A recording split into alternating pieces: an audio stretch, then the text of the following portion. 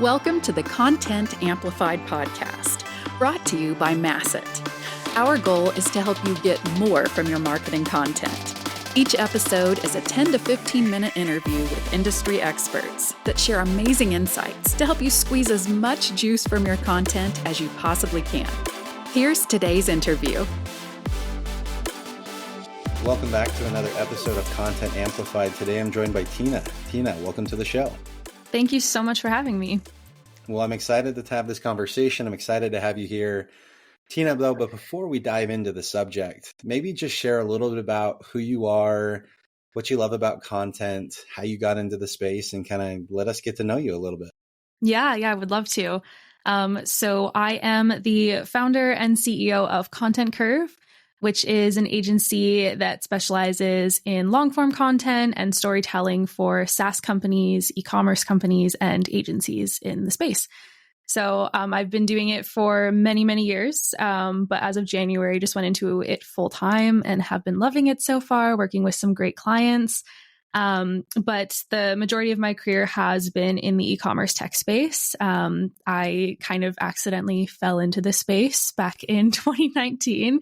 And I always tell people that I love shopping, self-proclaimed shopaholic. So it actually just ended up being a perfect space for me to be in. And I haven't left since. So I've decided to niche down in the e-commerce tech agency space, and I've been loving it. And I foresee it for my future to continue in this space. Love it. That's awesome. And I think the value someone can bring is so much greater when they're focused, hyper-focused on really specific things, especially if people are looking at freelance and things of that nature. Sometimes you want to have this broad stroke of all the services you can provide, but really what it sends to people is you're not an expert in anything. And so I love the niche for you to really focus on that. And I'm sure that's really, really powerful for your clients. So I love it. I'm excited for this. So we're going to kind of talk about a fun subject today, how to set up freelancers and businesses for success when you're just first signing them up. You're starting this engagement, working with them off the very get-go. Business development or marketing or the CEO or whomever spent all this time cultivating a relationship and a friendship, and you've signed a contract and you're ready to move forward and work together. How do you actually kick off this kind of relationship and make it successful? What do you do? How do you start off on the right foot?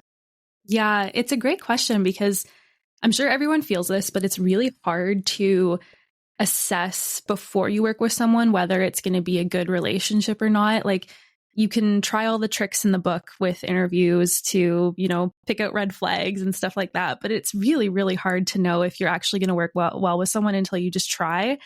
And so if you are in that point now where, like you said, things have been signed, you're ready to go, there's a few things I suggest just to make sure you're going to be successful together, because you have to remember, you are kind of an external person to the team. You're not there 40 hours a week usually. So there's going to be a lot of gaps in between communication. You're not there to answer Slack messages as often as the rest of the team. And so there's a lot of this room that leaves too much area for uncertainty between you and also the person that's hired you. And they're investing a lot of money. They want to make sure that they're getting their money's worth, right? So a couple things that I really, really try to make sure of, because I've made the mistake of not communicating enough. And then I can sense that there's a lot of questions from the client, and then I'm not feeling certain in my role. So one thing is to start with a how to work with me doc. So that's something that you can put together and just kind of send, after the point of signing that contract. Maybe you're in the Slack channels now, ready to go. I just like to send something like that over just to be like, here's when you can expect me to be online. Here's how I like to communicate. Here's a little bit about me. Like I told you before we got on this call, I'm an overthinker.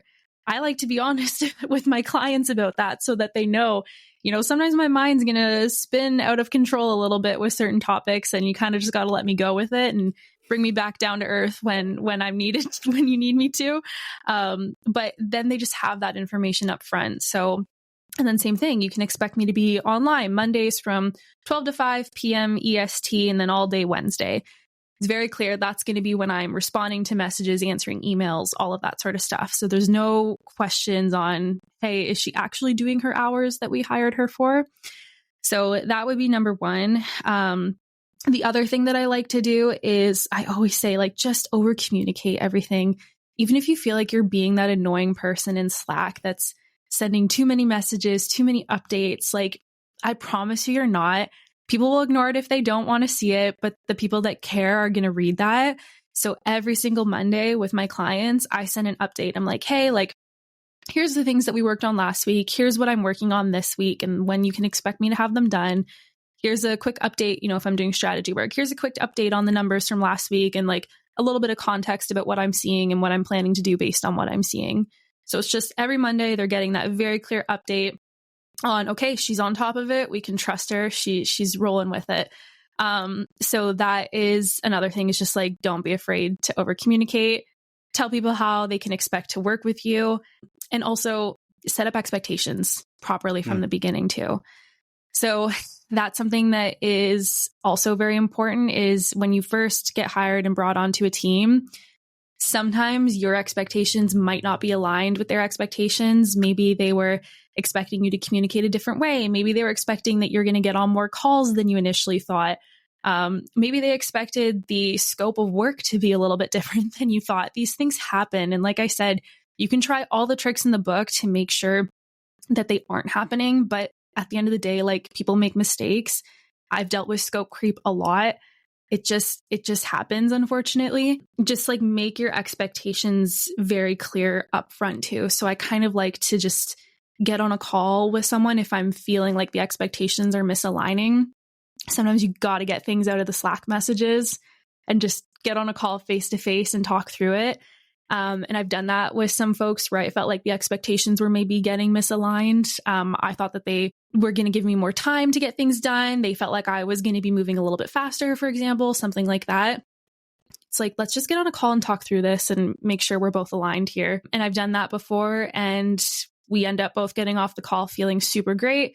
We're aligned and we're ready to move forward with a game plan. So I just gave you a lot of word vomit, but I love it. That's how I would essentially think about setting yourself up for success, and the company too that's hiring you. I love it. I think that's super powerful. So a lot of times in, a business, we'll do one-on-one conversations, right? To make sure we're aligned with people. They're on a regular cadence. From what you just said, do you try to get yourself one-on-ones with like the individuals you're working with? Do you have regular meetings, or do you like to keep it a little more asynchronous via Slack and things like that? Yeah, it's a great question, because there's a lot of arguments about asynchronous work. And there's a lot of freelancers that will go on Twitter, LinkedIn and say, meetings are not necessary. I actually disagree. I think meetings are necessary sometimes.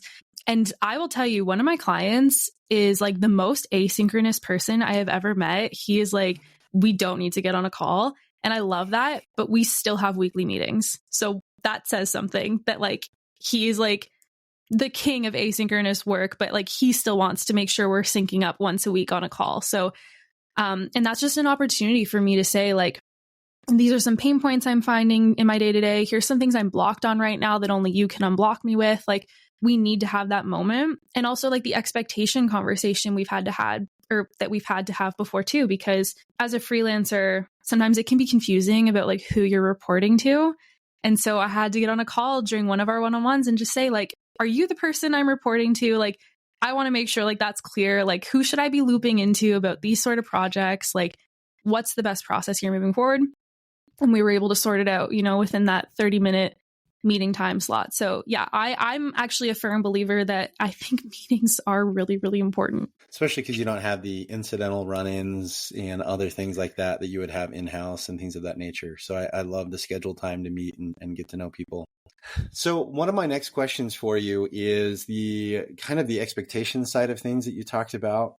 A lot of times internal teams and external teams are misaligned because the motivations and the objectives and the goals are a little bit different. Often externally it's project-based, internally it's result-based. How do you bridge that gap? Have you ever found good ways to actually be result-based as an external resource? Do you typically find it better to be project-based? How do you kind of navigate those waters where you may not even have access to see analytics about how things are performing or what they're looking like? So this goes back to a really key component of how to be successful as a freelancer. And if you can tie your work to results-based versus project-based, you're going to be seen as a much more important asset to the team, and you're going to be around much longer with them. And so that's something I really, really aim for when I'm starting out, is to just say, like, what are your business goals? And I don't know if this comes from the fact that I've been in head of content positions full time. And so I already have that results-based mindset, just because of my past work experiences, since I am tied to KPIs in a full-time role. Mm-hmm. But I do bring that with my freelance work too, where I'm like, tell me about your business goals. Okay, I'm going to set up marketing goals based on your business goals. And I'm going to set up specific goals for our blog, for our newsletter, for social media, to make sure everything is funneling up. That's just a mindset that I already have ingrained in me from my work experience. But if you don't have that, it's something you can do as a freelancer. Like, if you haven't led strategy roles in-house, it doesn't necessarily mean that you're not capable of doing that as a freelancer. You absolutely can.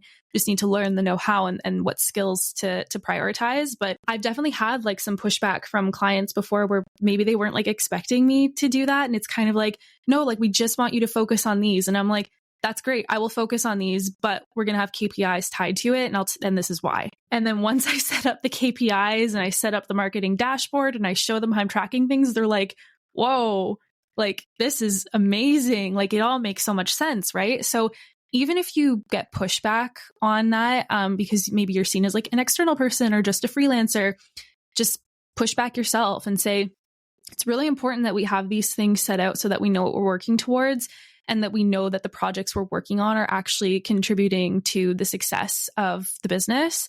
So, I would appreciate if we can work together on setting up some KPIs for the things that you've brought me on for. And sometimes there already is like a head of marketing in the position that maybe already has that stuff set up. So just make sure they're giving you access to that so that you know how to tie your work to it.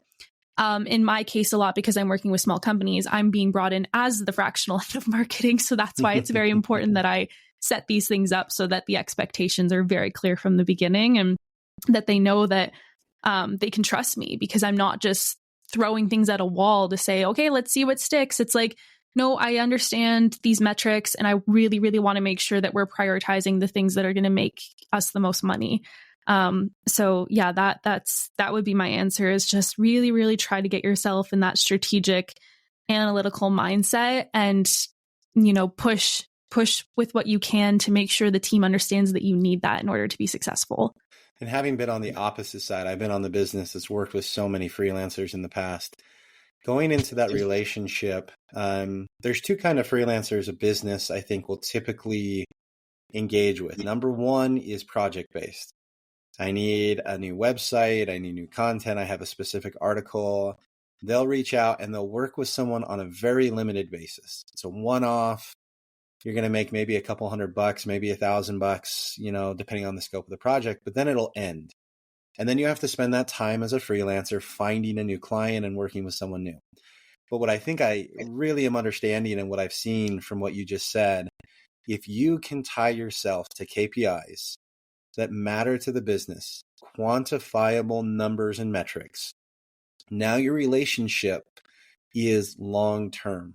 It's something where they continue to find value, there's alignment, and then there's a necessity for what you're providing.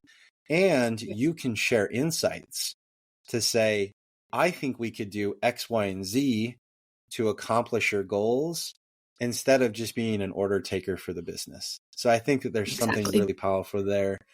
When you're looking at those dashboards, you mentioned dashboards, and anytime I hear dashboards, I get really excited.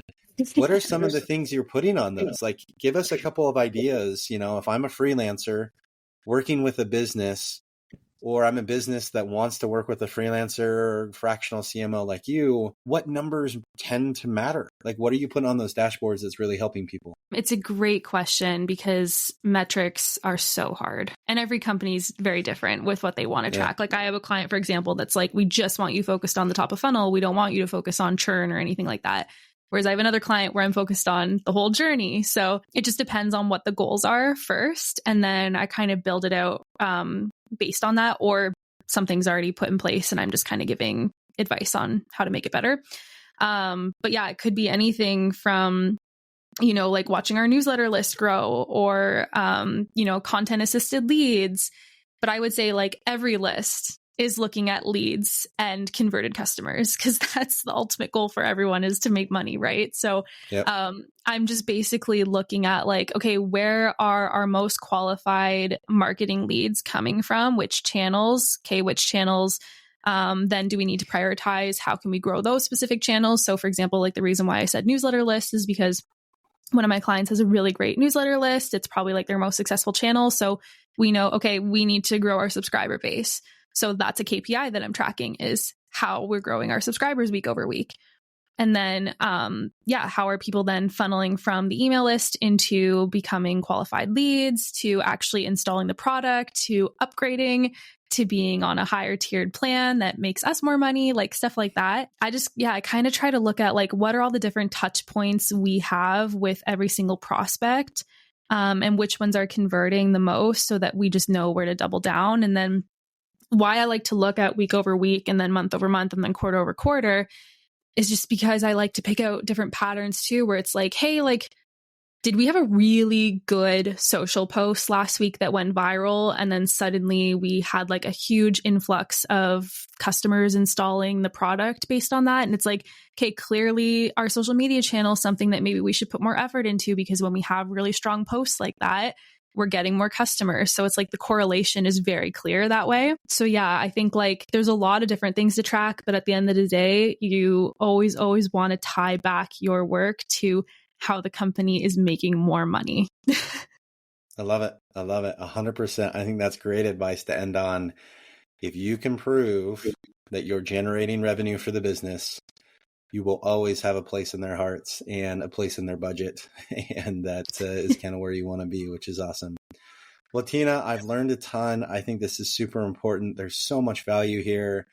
And honestly, we were talking beforehand. I think the world of marketing is shifting towards people wanting the freedom to work for multiple businesses, work in, the coastline of Thailand whenever they want, or whatever, wherever, whenever, and however they want. And I think it's a real reality that for marketers, freelance may be in your future and it may be a good option.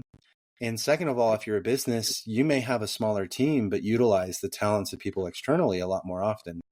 So if anyone wants to continue the conversation, learn more, understand more about how they can work on either side of the equation, how can they reach out and connect with you online? Yeah. Please do reach out. I love having coffee chats about this stuff and just like talking shop. So I am most active on Twitter. So you can find me at Tina_Donati. And then also feel free to reach out to me. My website is contentcurve.ca. I'm publishing some blogs there starting to, and my email is tina@contentcurve.ca. So please feel free to reach out. Happy to chat, talk shop, whatever is going to be the most helpful. Again, Tina, thank you so much for the time and all the information. Really excited to hear people's comments about this episode, and thanks for all the value you gave. Yeah, thanks so much for having me. It was so much fun. Thank you for listening to the Content Amplified podcast. Please subscribe and leave us a review. And for additional ways to get more out of your content, visit our website at getmasset.com. That's getmasset.com. And tune in next time to the Content Amplified podcast.